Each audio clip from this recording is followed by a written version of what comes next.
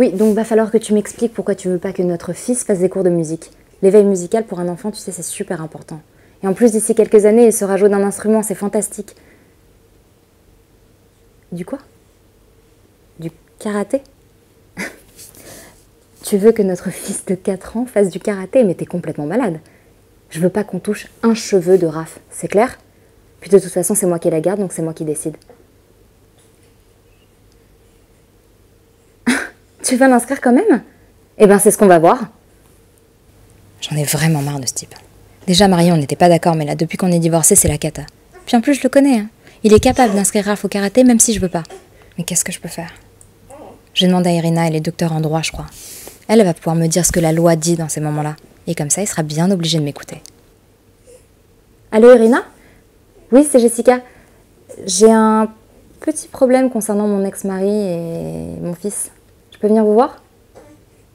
Ah, super. Merci beaucoup, à tout de suite.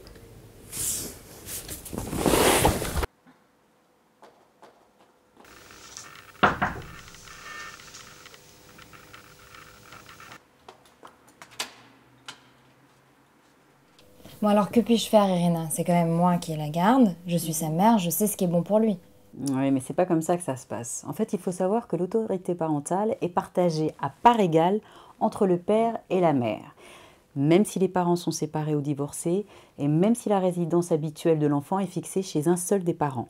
C'est ce qu'on appelle le principe de coparentalité. Ça veut dire que pour toutes les décisions importantes de la vie de l'enfant, que ce soit pour sa sécurité, sa surveillance, sa santé et même son éducation, il faudra que les parents donnent une décision conjointe. Existe-t-il des cas où l'un des deux parents peut perdre son autorité parentale?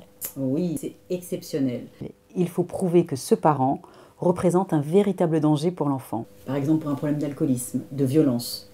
Mais attention, l'éloignement géographique ou l'orientation sexuelle d'un parent, par contre, ne sont en aucun cas un danger pour l'enfant qui pourrait faire perdre l'autorité parentale aux parents concernés. Bon, je dois l'admettre. Stéphane est un bon père. Le seul problème, c'est que lui va en faire un Rambo et moi un intellectuel. Oui, c'est vrai, il arrive très souvent que les parents ne soient pas d'accord sur les activités de leur enfant, notamment comme pour votre fils. Mais ça porte aussi sur l'éducation, sur la scolarité, sur le choix des langues. Et je peux vous dire que quand les parents sont séparés, c'est encore plus compliqué. Donc va falloir que je demande à Stéphane à chaque fois son accord concernant Raph? Et non, parce que là, la loi distingue entre les actes usuels et les actes non usuels. Ça veut dire... Alors les actes usuels, en fait, ce sont les actes de tous les jours, du quotidien, qui sont sans graves conséquences sur l'enfant. Par exemple, un cours de musique. C'est par exemple réinscrire son enfant dans un établissement scolaire. Ce sont des actes usuels où il n'est pas nécessaire d'avoir l'accord des deux parents. Et les actes non usuels? Alors les actes non usuels, eux, par contre, sont beaucoup plus importants, plus graves et peuvent avoir des conséquences sur l'avenir de l'enfant. C'est notamment une opération chirurgicale, c'est notamment de savoir si on va faire redoubler ou non son enfant.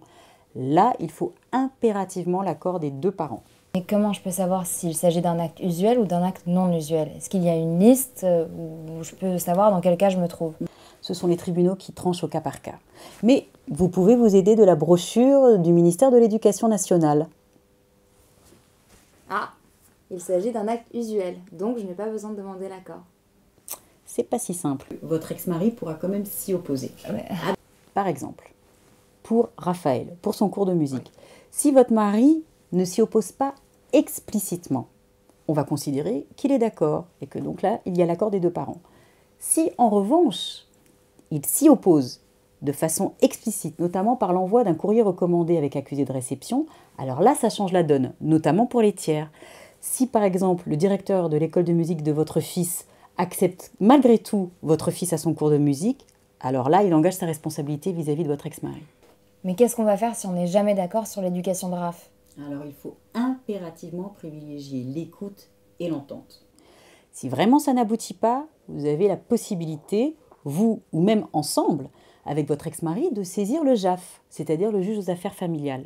Alors il faut quand même savoir que les juges sont très réticents à rentrer dans la sphère privée et familiale et qui vont de toute façon avant tout privilégier l'intérêt de l'enfant. Ils peuvent d'ailleurs, dans ce cadre-là, rendre la décision après vous avoir conseillé d'aller voir un médiateur familial. Bon, donc si je comprends bien, il va falloir essayer de s'entendre, pour une fois. Bon, Merci Irina. Mais je vous en prie, Jessica.